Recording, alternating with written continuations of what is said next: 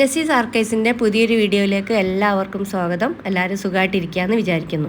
ഇന്നത്തെ വീഡിയോയിൽ ഞാൻ കാറ്ററിങ്ങിൽ ഉണ്ടാക്കി കൊടുക്കുന്ന ബിരിയാണിക്ക് ചേർക്കുന്ന ബിരിയാണി മസാലൻ്റെയും പിന്നെ അതേപോലെ നമ്മളെ വീട്ടമ്മമാർക്കൊക്കെ യൂസ്ഫുൾ ആയിട്ടുള്ള പൊടികളാണ് കേട്ടോ. ഇത് ബിരിയാണിക്ക് മാത്രമല്ല ഈ ഒരു മസാല ചേർക്കുക, നമ്മളെ ചിക്കൻ കറിക്കും ബീഫ് കറിക്കും ഒക്കെ ചേർക്കാൻ പറ്റും. ഇതൊക്കെ നമ്മൾ വീട്ടിൽ ഉണ്ടാക്കി വെക്കുകയാണെങ്കിൽ പുറത്തുനിന്ന് വലിയ പൈസ കൊടുത്ത് വാങ്ങേണ്ട ആവശ്യമില്ല. നല്ല അടിപൊളി ടേസ്റ്റിലുള്ള സാധനങ്ങൾ കറികളായാലും മറ്റുള്ള എന്തായാലും നമുക്ക് ഉണ്ടാക്കിയെടുക്കുകയും ചെയ്യാം.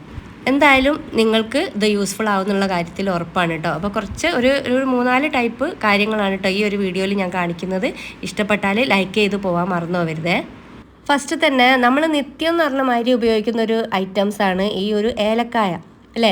ഈ സ്മെല്ലിനായാലും രുചിക്കായാലും ഒക്കെ നമുക്ക് ഒഴിച്ചു വിടാൻ പറ്റാത്തതാണ്. അപ്പോൾ അത് നമ്മൾ ഉപയോഗിക്കുന്ന കാര്യത്തിൽ കുറച്ചൊരു ശ്രദ്ധ ഇല്ലെങ്കിലുണ്ടല്ലോ അത് നമുക്ക് നല്ലൊരു പണി കിട്ടും. നമ്മൾ അധികം ഈ തൊലിയോട് കൂടിയിട്ടാണ് ചതയ്ക്കൽ അല്ലേ, അല്ലെങ്കിൽ ചിലവർ പഞ്ചസാരയിൽ ഈ ഏലക്കായ ചേർത്ത് പൊടിക്കും നമ്മൾ സ്വീറ്റ്സ് ഐറ്റംസിലൊക്കെ ചേർക്കാൻ വേണ്ടിയിട്ട്. അപ്പോൾ എന്ത് തന്നെ ആയാലും ഈ ഏലക്കായ രുചിയും മണവും ഒക്കെ അതിലൊക്കെ കേമം തന്നെയാണ്. പക്ഷേ നമ്മൾ ഈ തൊലിയോട് കൂടിയിട്ട് ഇതേ രീതിയിൽ തന്നെ നമ്മൾ ഭക്ഷണത്തിൽ ഉപയോഗിക്കരുത്. കാരണം എന്താ വെച്ചാൽ ഇതിനൊക്കെ വലിയ കീടനാശിനികളാണ് ഈ ഒരു സാധനം സംരക്ഷിക്കാൻ വേണ്ടിയിട്ട് ആളുകൾ ചേർക്കുന്നത്. അപ്പോൾ എന്താ വെച്ചാൽ ഇത് ഏറ്റവും വില കൂടിയ സാധനമാണ്. ഇത് 10 ഗ്രാമിന് 100 രൂപ ആയിട്ടാണ് ഞാനിത് ഇവിടെ വാങ്ങിയിട്ടുള്ളത്. അപ്പോൾ ഒരു കിലോന് 1000 ഒക്കെ ഉണ്ടാവുമല്ലോ. അപ്പോൾ ആ ഒരു റേറ്റുള്ള സാധനം സംരക്ഷിക്കാൻ വേണ്ടിയിട്ട് അവരതിലും മുന്തിയ കീടനാശിനികളാണ് ഉപയോഗിക്കുക. ഈ എൻഡോസൾഫാൻ പോലത്തെ മുമ്പൊക്കെ നിങ്ങൾ പത്രങ്ങളിലൊക്കെ കണ്ടിട്ടുണ്ടാവില്ല, കാസർഗോഡ് ആ ഭാഗത്തൊക്കെ ഒരുപാട് രോഗികളുണ്ട് ഈ ഒരു എൻഡോസൾഫാൻ്റെ ദുരന്തം പേറുന്നവർ. അപ്പോൾ അത് നമ്മളെന്തായാലും നമ്മൾ ഈ ബിരിയാണിയിലേക്കും നെയ്ച്ചോറിലേക്കൊക്കെ നമ്മൾ ഏലക്കായ അതൊന്ന് ചതച്ചിട്ടാണ് ചേർത്ത് കൊടുക്കുക. അപ്പോൾ ആ ചതയ്ക്കുന്നതിന് മുമ്പ് അതൊന്ന് കഴുകിയിട്ട് ചതച്ച് കൊടുക്കുക. പിന്നെ അതേപോലെ തന്നെ ഇതേപോലെ കുറച്ച് അധികമൊക്കെ നമ്മൾ വാങ്ങുമ്പോൾ ഇതേപോലെ തന്നെ ചതച്ചിട്ട് അതിൻ്റെ കുരു മാത്രം എടുത്തിട്ട് ഒന്ന് മാറ്റി വെക്കുക. അങ്ങനെ ആകുമ്പോൾ നമുക്ക് പെട്ടെന്ന് ഉപയോഗിക്കുമ്പോൾ ഉള്ള ഒരു ഓർമ്മയില്ലാതെ നമ്മളത് കറിയിലേക്കായാലും മറ്റ് എന്തിലേക്കായാലും ചേർക്കണ്ടല്ലോ. അപ്പോൾ ഇതേപോലെ ഒന്ന് ചതച്ചിട്ട് കുരു മാറ്റിയിട്ട് ആ കുരു മാത്രം പഞ്ചസാരയിൽ ചേർത്തൊന്ന് ക്രഷ് ചെയ്യുക, ഒന്ന് പൊടിച്ചെടുക്കുക ചെയ്തിട്ട് നമുക്ക് ഭക്ഷണത്തിലേക്ക് ചേർക്കാവുന്നതാണ്. ഈ ഒരു കാര്യം നല്ലോണം ശ്രദ്ധിക്കണം കേട്ടോ. നിസ്സാര കാര്യമാണ്. ഒന്ന് കഴുകിയെടുത്താൽ മതി, അല്ലെങ്കിൽ തൊലി കളഞ്ഞിട്ട് ഈ കുരു മാത്രം ആക്കിയെടുത്താലും മതി. ഇതൊന്ന് ശ്രദ്ധിക്കണം കേട്ടോ. അതാണ് ഞാൻ ആദ്യം തന്നെ ഇട്ടത്. അടുത്തതാണ് ബിരിയാണി മസാല. ബിരിയാണി മസാലക്ക് ഞാനിപ്പോൾ അത് എടുക്കുന്നത് ഒരു 10 ഗ്രാമാണ് കേട്ടോ ഇതൊക്കെ എടുത്തത്. പിന്നെ തക്കോലം, പിന്നെ ജാതിപത്രി, പിന്നെ അതേപോലെ ഈ പട്ട, ഗ്രാമ്പു, അതേപോലെ തന്നെ ഒരു എന്താ പറയുക ഈ ജാതിക്ക ഒന്ന് തൊലി കളഞ്ഞിട്ടാണ് ഇവിടെ എടുക്കേണ്ടത്. അതൊക്കെ 10 ഗ്രാം ഈച്ചാണ് എടുത്തിട്ടുള്ളത്. ജാതിക്ക ഒന്ന്, ഇതാണ് തക്കോലം, ഒരു സ്റ്റാറിൻ്റെ പോലത്തെ ഉള്ളത്. പിന്നെ അതേപോലെ തന്നെ ഒരു 5-6 ബേ ലീഫ് ഞാൻ ചീന്തിയിട്ടിട്ടുണ്ട്. അതില്ലെങ്കിലും കുഴപ്പമൊന്നുമില്ല, എന്നാലും ഇടുന്നത് നല്ലതാണ്. പിന്നെ ഗ്രാമ്പു എടുത്തിട്ടുണ്ട് കേട്ടോ. ഇതൊന്ന് പ്ലേറ്റിലേക്ക് ആക്കി വെച്ചതിന് ശേഷം പിന്നെ ഞാൻ ഫ്രൈ പാനാണ് എടുക്കുന്നത്. ഫ്രൈ പാനിലിട്ടിട്ടൊന്ന് ചെറുതായിട്ടൊന്ന് ചൂടാക്കി എടുക്കുന്നുണ്ട്. ഇനിയിപ്പോൾ വെയിലത്ത് വെച്ചിട്ട് ഒന്ന് ഉണക്കിയെടുത്ത് പൊടിച്ചാലും മതി. പിന്നെ അതിലേക്ക് വലിയ ജീരകമാണ്, ഇത് മെയിനാണ് കേട്ടോ. 50 ഗ്രാം വലിയ ജീരകമാണ് എടുത്തിട്ടുള്ളത്. പിന്നെ 10 ഗ്രാം സാജീരകം, പിന്നെ അതേപോലെ ഒരു ടീസ്പൂൺ അളവിലുള്ള കുരുമുളക് പൊടി. ഇതിപ്പോൾ കുറഞ്ഞ ക്വാണ്ടിറ്റിയാണ് കേട്ടോ ഉണ്ടാക്കുന്നത്. പിന്നെ അതേപോലെ 4 വറ്റൽമുളക്, 10 ഗ്രാം ഏലക്കായ. ഇതൊക്കെ ഗരം മസാലയിൽ മെയിനാണ് കേട്ടോ. ഗരം മസാല ഇതേപോലൊക്കെ തന്നെയാണ് ഉണ്ടാക്കുക, പക്ഷേ ഈ മല്ലിയും അങ്ങനത്തെ കാര്യങ്ങളൊന്നും ചേർക്കൂല എന്നേ ഉള്ളൂ. പിന്നെ 50 ഗ്രാം മല്ലിയാണ് കേട്ടോ. മല്ലിയും വലിയ ജീരകം ഒരേ അളവിലാണ് എടുക്കുന്നത്. ഈ പൊടികൾ നമ്മൾ ബിരിയാണിയിലേക്ക് ചേർക്കാൻ മാത്രമല്ല, പിന്നെ ഞാൻ നേരത്തെ പറഞ്ഞ പോലെ ചിക്കൻ കറിയിലേക്കും ബീഫ് കറിയിലേക്കും ഒക്കെ ചേർക്കാം കേട്ടോ. പിന്നെ ഈ പ്ലേറ്റിൽ എടുത്ത് വെച്ചിട്ടുള്ള ആ ഒരു പട്ട, ഗ്രാമ്പു, ജാതിക്ക അതൊക്കെ ഉണ്ടല്ലോ, അതൊക്കെ ഒന്ന് ചേർത്ത് കൊടുക്കുകയാണ്. ജാതിക്ക അതേപോലെ ഇടണ്ട, ഒന്ന് പൊടിച്ചിട്ട് വേണം ഇടാനായിട്ട്.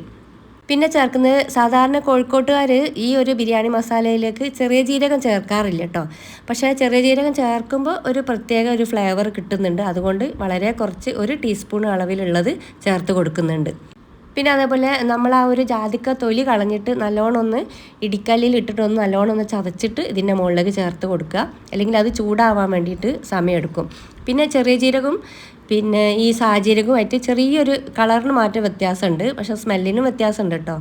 ചെറിയ ജീരകം വലിയൊരു താല്പര്യമില്ലാത്തൊരു സാധനമാണിത്. പക്ഷേ ഈ ബിരിയാണി മസാലയിലേക്ക് അത് മസ്റ്റാണ്. അതുകൊണ്ടാണ് ഞാൻ കുറഞ്ഞ അളവിൽ ചേർത്ത് കൊടുക്കുന്നത്. പിന്നെ ആ ജാതിക്ക പൊടിച്ച് ചേർത്തിട്ടുണ്ട്.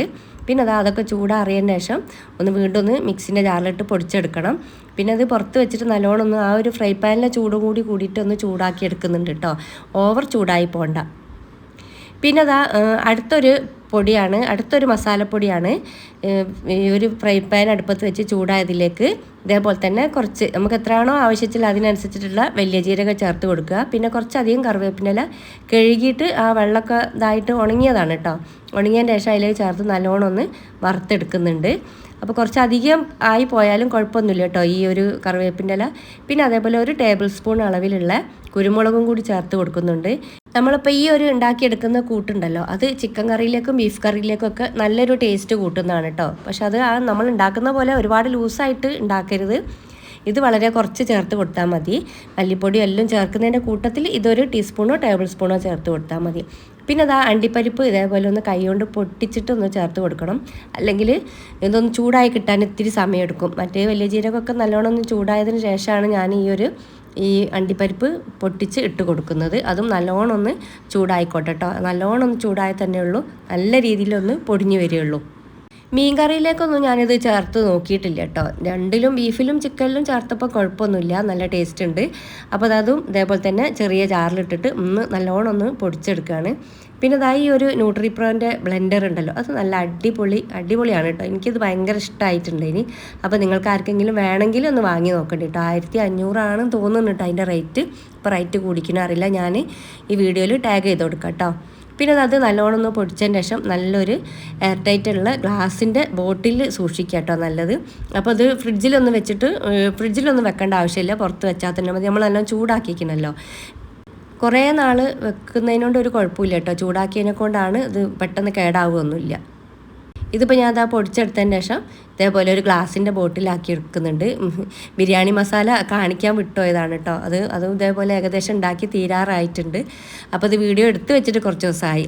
പിന്നെ അതേപോലെ നമ്മൾ കാപ്പിപ്പൊടി ഇല്ലേ, കോഫി പൗഡറല്ല, കാപ്പിപ്പൊടി ഉണ്ടല്ലോ നമ്മൾ സാധാരണ ലൂസായിട്ട് കടയിൽ നിന്ന് വാങ്ങണേ, ആ ഒരു കാപ്പിപ്പൊടിയിലേക്ക് കുറച്ച് ചെറിയ ജീരകവും കുറച്ച് കുരുമുളകും ഒരുപാട് ആയിപ്പോണ്ട്. അപ്പോൾ ഈ കാപ്പി ടേസ്റ്റ് ഉണ്ടാവില്ല കേട്ടോ. അപ്പോൾ ഇതൊക്കെ ചേർക്കുന്നതിന് നമ്മൾ എത്രയാണോ കാപ്പിപ്പൊടി ഉള്ളത് ആ ഒരു അളവിനനുസരിച്ചിട്ട് നമ്മൾ കുറേശ്ശെ ചേർത്ത് കൊടുത്താൽ മതി. അപ്പോൾ നമുക്ക് എന്തായാലും വീട്ടമ്മമാർക്ക് ഏകദേശം ഒരു പാകവും ഒക്കെ കൈയളവൊക്കെ ഉണ്ടാവുമല്ലോ. അപ്പോൾ അതിനനുസരിച്ച് ചേർത്ത് കൊടുത്താൽ മതി കേട്ടോ. അത് ആ ചെറിയ ജീരകവും കുരുമുളകും നല്ലോണം ഒന്ന് ചൂടായതിന് ശേഷം പൊടിച്ചിട്ട് ഈ കാപ്പിപ്പൊടിയിലേക്ക് ചേർത്ത് കൊടുക്കുക. അതാ കണ്ടില്ല, ലൂസായിട്ട് ഞാൻ കടയിൽ നിന്ന് വാങ്ങിയതാണിത്. പിന്നെ ഇത് ശർക്കര ചേർത്തിട്ട് കാപ്പി കുടിക്കുകയാണെങ്കിൽ ഒന്നുകൂടി നല്ല ടേസ്റ്റാണ് കേട്ടോ. അവിടെ അത് ഫേവറേറ്റ് ആണ്. വീട്ടിൽ വരുന്നതിന് മുന്നേ വഴിയിൽ നിന്ന് തന്നെ ഫോൺ ചെയ്തിട്ട് വിളിച്ച് പറയും, പിന്നെ ആ കാപ്പി ഉണ്ടാക്കിട്ടോ, കട്ടൻ കാപ്പി ഉണ്ടാക്കിട്ടോ, അത് ഭയങ്കര ഇഷ്ടമാണ്. ഈ ഒരു കാപ്പിയിൽ ഈ പൊടി ചേർത്താൽ ഉറപ്പായിട്ടും നിങ്ങളുടെ വീട്ടിലെ ആണുങ്ങൾക്കൊക്കെ ഇഷ്ടമാവും കേട്ടോ. ആ കാര്യത്തിൽ ഉറപ്പാണ്. എന്തായാലും ഒന്ന് ഉണ്ടാക്കി നോക്കണ്ടേ.